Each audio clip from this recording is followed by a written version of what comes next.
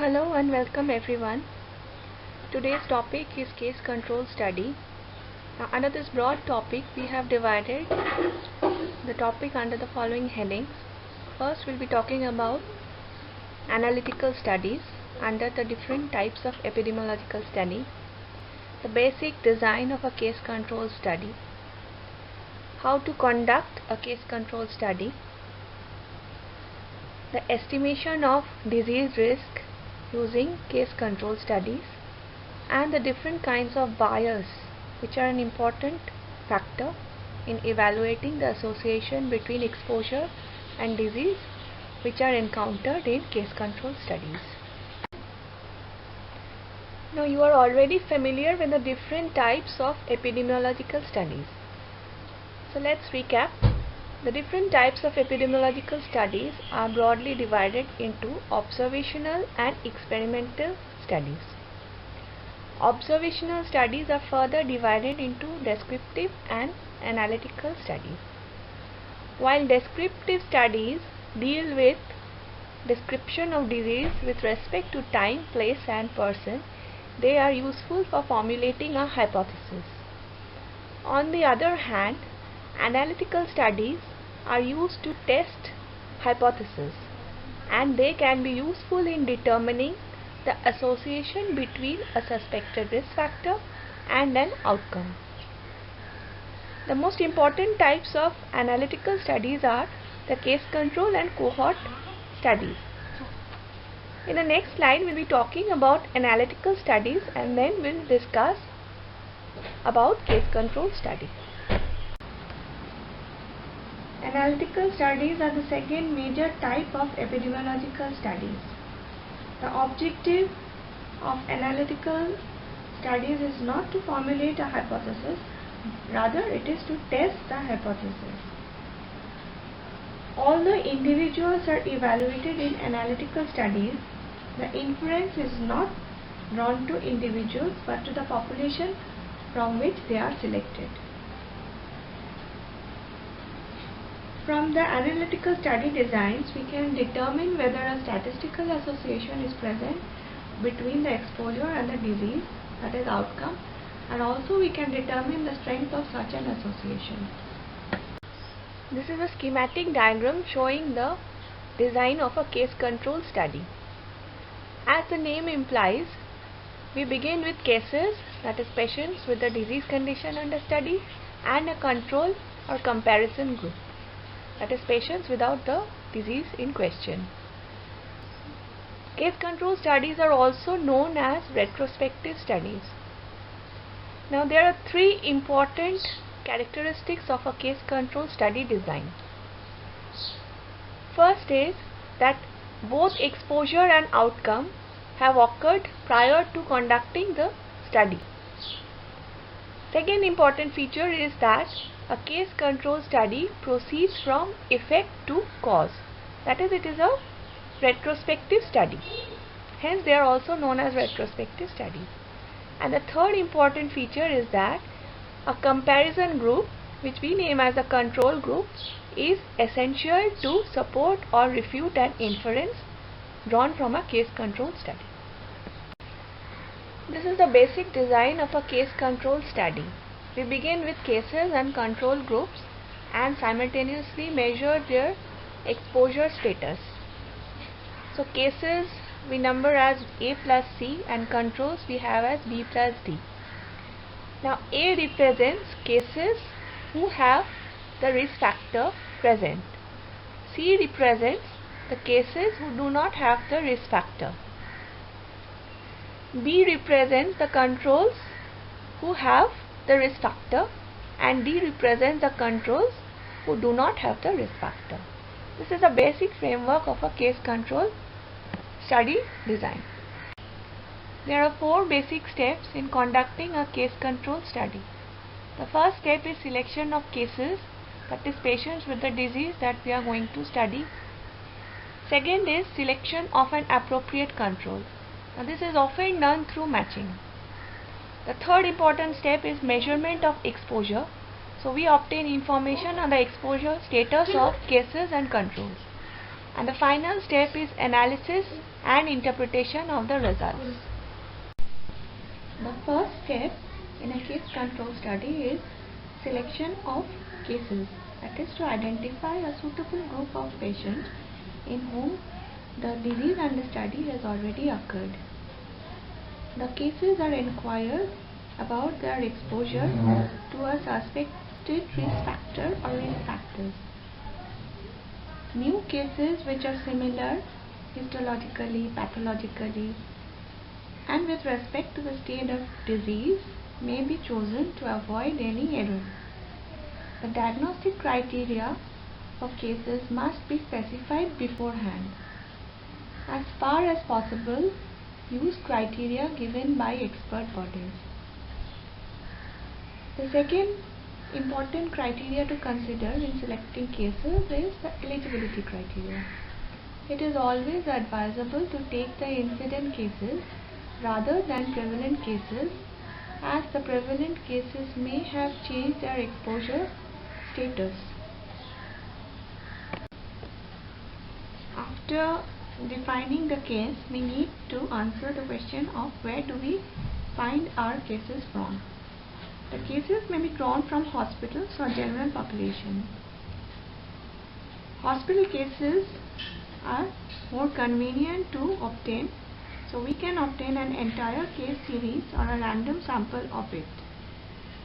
The second source of cases may be the general population, which is often done in population-based case control study, and the cases may be drawn through survey, disease registry or hospital network. Like previously, the entire case series or a random sample of it may be selected for study.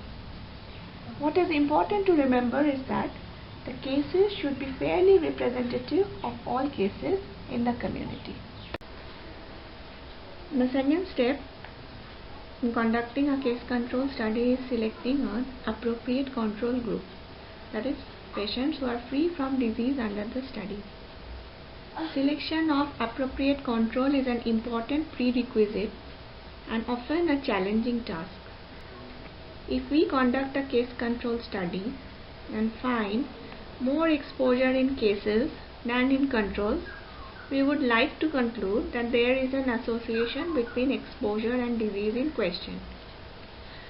To make the conclusion valid, the level of exposure in control groups should be similar to all people who do not have the disease under study. When a difference in exposure is observed between cases and controls, we must ask whether the level of exposure in controls is really the expected level of exposure in the population in which the study was carried out, or perhaps given the manner of selection of the controls, we have a particularly low level of exposure that is not representative of exposure level in the population from which the controls were selected. Let me illustrate with an example what happens if the controls do not represent the source population with regards to the exposure status. Here I have taken an example of a case control study conducted to find out the association between socio-economic status and cervical cancer. The source population numbers 20,200,000 adult women aged over 20 years. 200 cases of cervical cancer are reported in a year in the source population. Now we see the distribution of cases with regards to exposure is 150 cases belong to low socioeconomic group and 50 cases belong to high socioeconomic group, giving a ratio of 3:1 in the source population. Now look at the not diseased population. So we have 1 lakh and 1 lakh, giving a ratio of 1:1 of the control group in the source population. Now if we manage to get a fair sample of 100 cases and 200 controls, if it is fair sample, then the distribution of cases with regards to socio-economic status will be similar to the source population, that is in a ratio of 3:1, which we are getting as 75 and 25 patients in low and high socioeconomic group respectively. The same ratio of controls is maintained in the fair sample. We see 100 belonging to low and 100 belonging to high socioeconomic status, giving a ratio of 1:1, which is the same as in the source population. So what happens if we take a bias sample with regards to the control group? So this is an example of a sample obtained in a tertiary care hospital which caters to cervical cancer patients from all over the state. So the ratio of exposed and unexposed group in the cases is the same as that in the source population, that is 3:1. We have 100 patients, 75 in low socioeconomic and 25 in high socioeconomic group. So this is not a problem. However, the control was obtained from the neighborhood of the tertiary care hospital.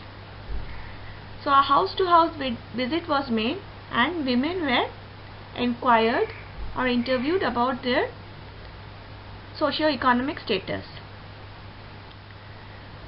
So here we found that 120 of the controls belong to low socio-economic group and 80 belong to the high socio-economic group, giving a ratio of exposure in the control group as 3:2, which is different from the 1:1 ratio in the control group in the source population. Now we estimate the odds ratio, which is a measure of association between the exposure and the disease. So in the source population, odds ratio was 3.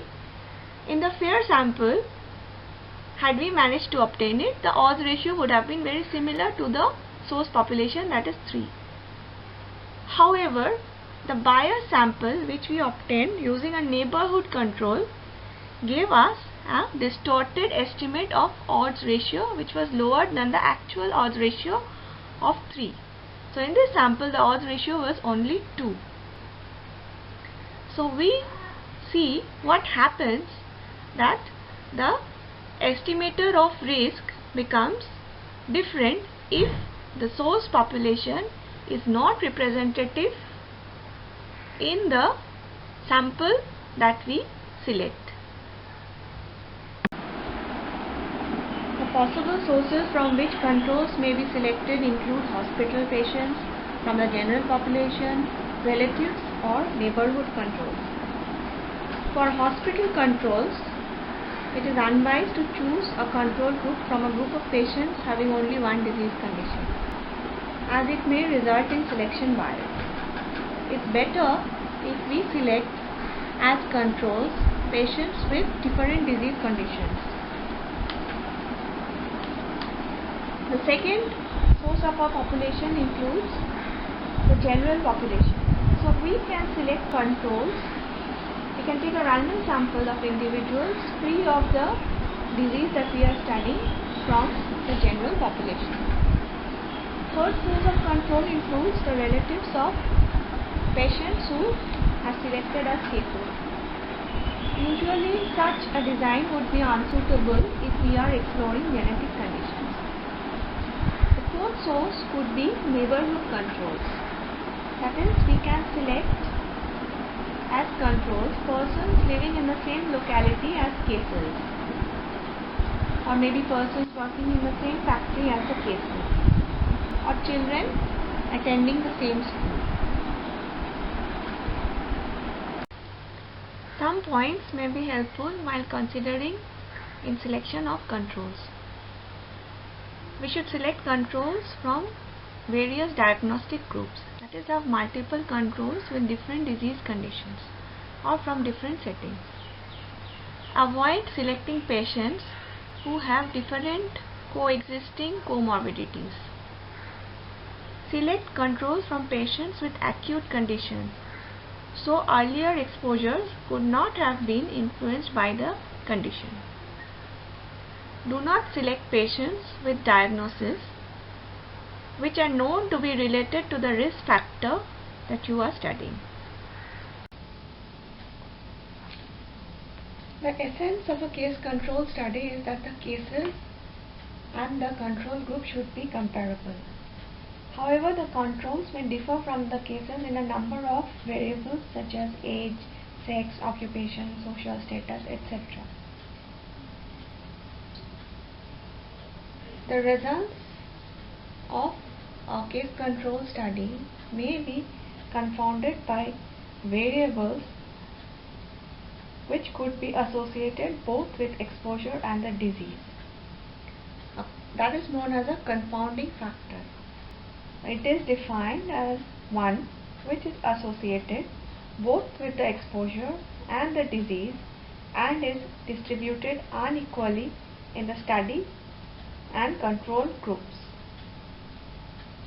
A confounder is independently associated with the exposure as well as independent of any such association is itself a risk factor for the disease that we are considering as cases. Another important criteria is that the confounder should not be present in the direct chain or link between exposure and outcome. Let me give an example of a confounder. In a study where we wish to find out the role of alcohol use in causing lung cancer, smoking could act as a confounding factor. This is because smoking is independently associated with alcohol use. We know that alcohol users are more likely to be smokers. Secondly, smoking itself is an independent risk factor of lung cancer. So in these conditions, the effects of alcohol use can be determined only if the influence of smoking is neutralized, and this could be done by matching. Several techniques are available for controlling confounding, both at the stage of study design and during analysis of data.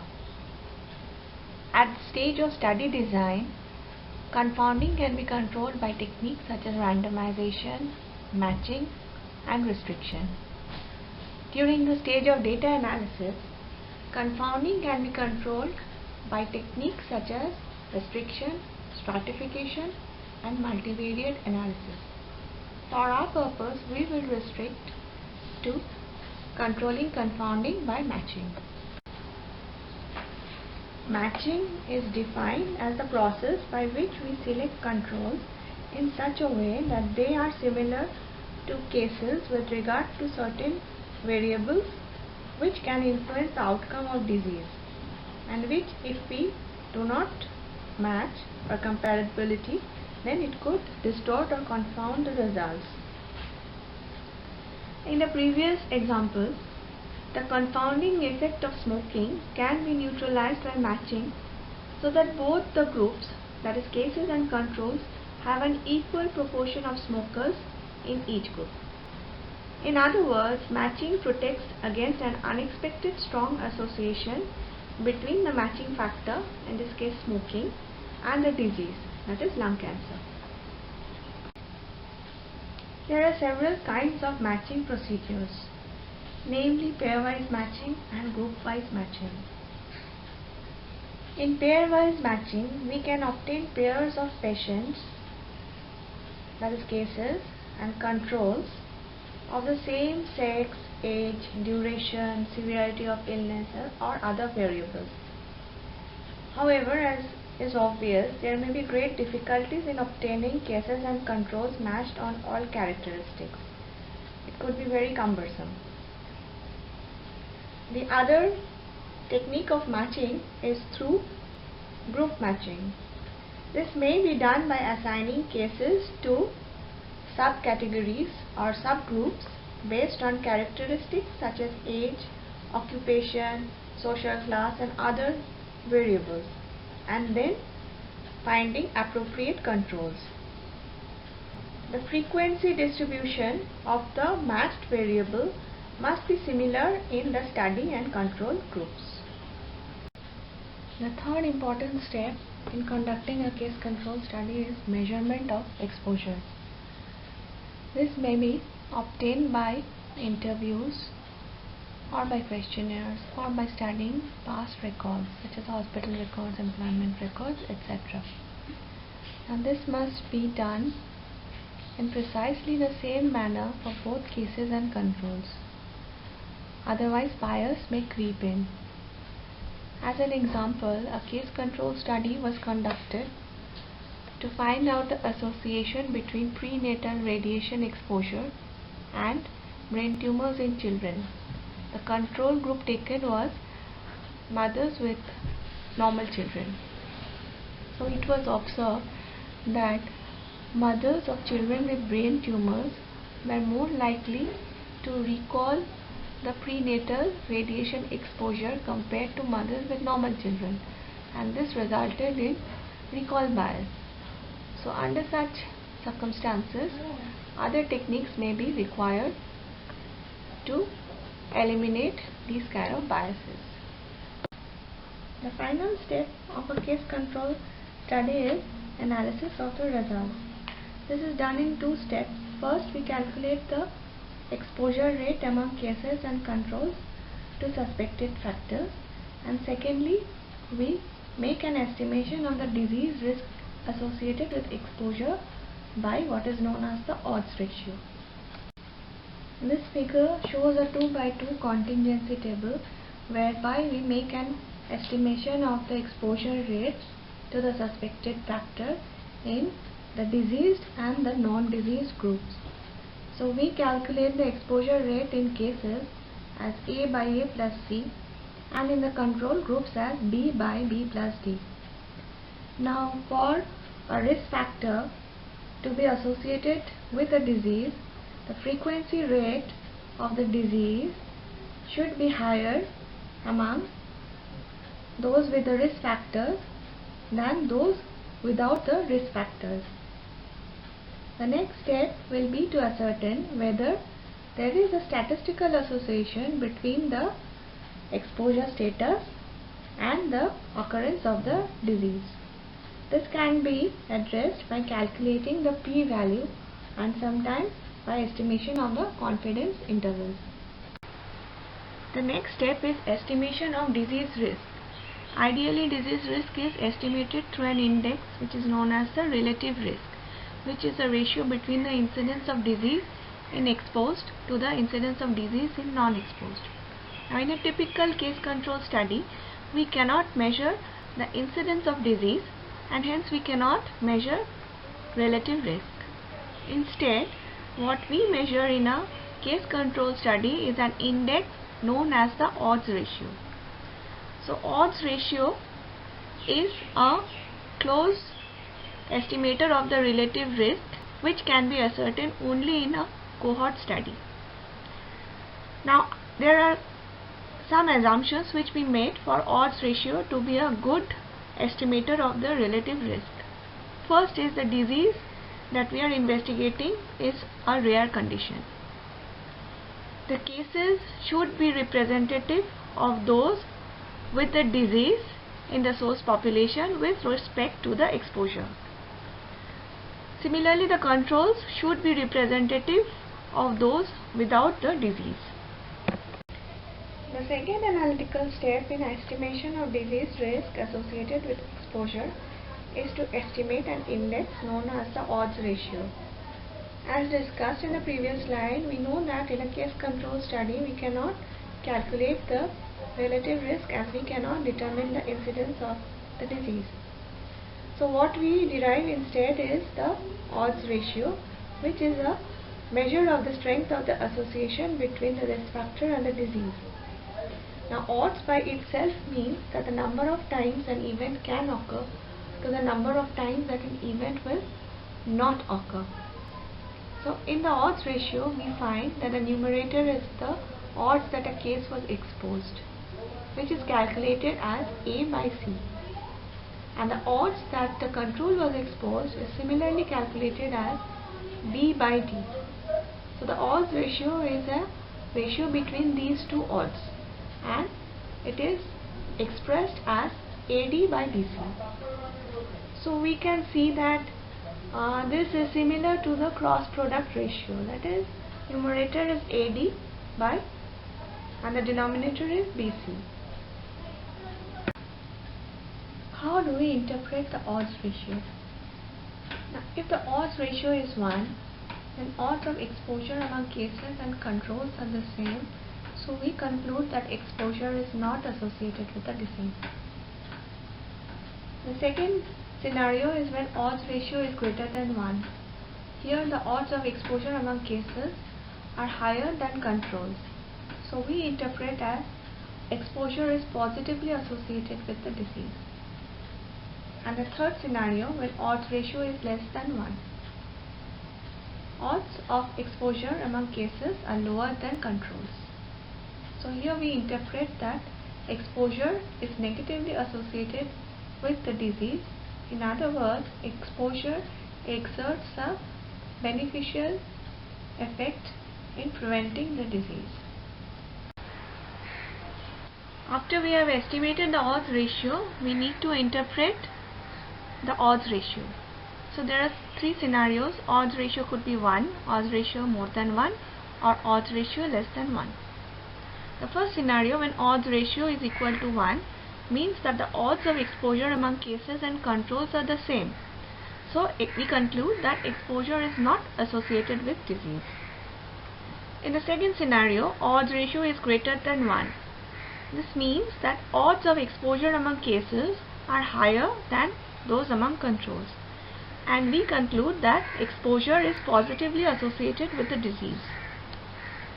The third scenario is when odds ratio is less than 1. This means that odds of exposure among cases are lower than that among the controls. So we interpret it as exposure is negatively associated with the disease. In other words, exposure has a protective effect on the disease.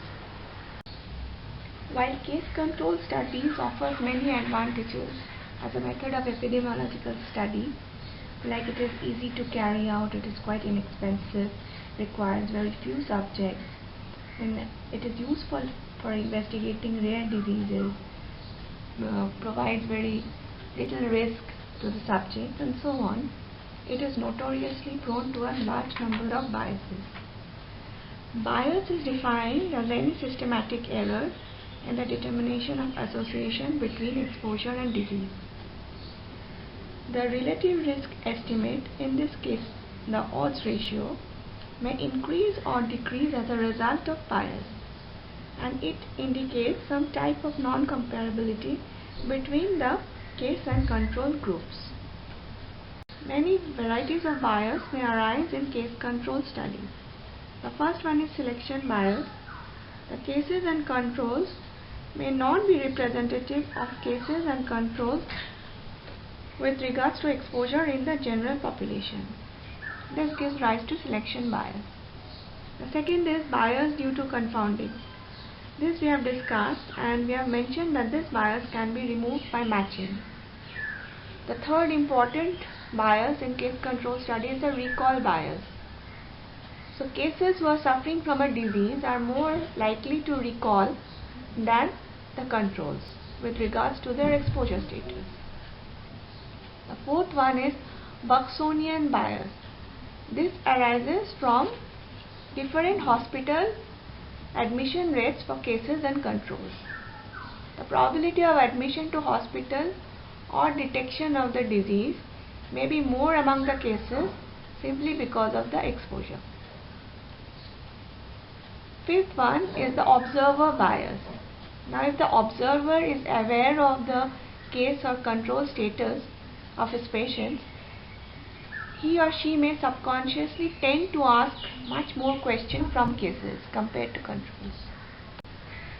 The next type of bias is the self-selection bias, which arises due to patients being admitted to a particular hospital and considered as cases, and they may be very different from most of the patients with the disease but who are not admitted to the hospital status with regards to their exposure status. Next important type of bias is the survivorship bias. Case control study generally takes the patients who are living.